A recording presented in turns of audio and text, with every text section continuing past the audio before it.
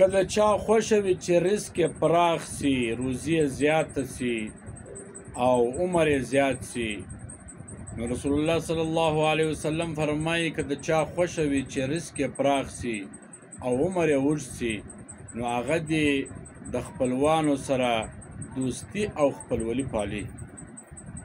څوک چې د خپلوانو سره خپلولي پالي، نو الله جل جلاله به د ده رزق ور پراخ کي او عمر به ور زیات کي. خپلوان دا دي ورونه، کاګان، اکا زمنان، ماماګان، تربرونه، عزیزان، قریبان او خیشان.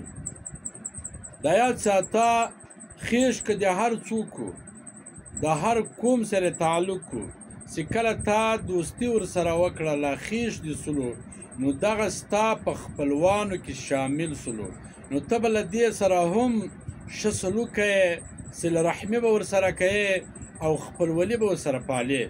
دغه رقم نور عزیزان، قریبان، تربرونه چې ستا د پلار تربرونه یي، د مور تربرونه دې وي، داسې ستا عزیزان وي، د ټولو سره به ته خپلولي پالې.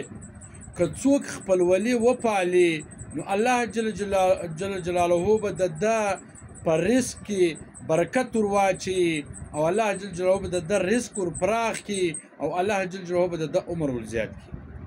څوک چې خپلولي نه پالي، څوک چې د خپلوانو سره صله رحمي نه کوي، نو هغه به جنت ته داخل نشي.